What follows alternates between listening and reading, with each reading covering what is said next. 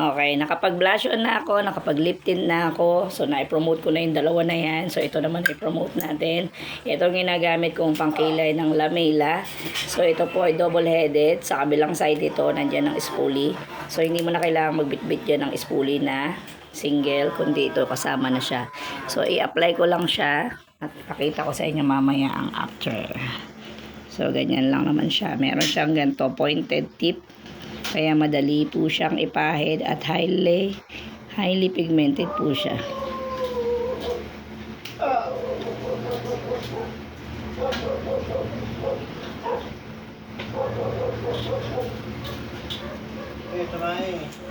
Di ba? Ganda. Tapusin ko lang po. Okay, yan na po yung after natin. Nilagyan natin ng ating eyebrow pencil. So, ayan. Sa kabilang side nito ay merong ulit.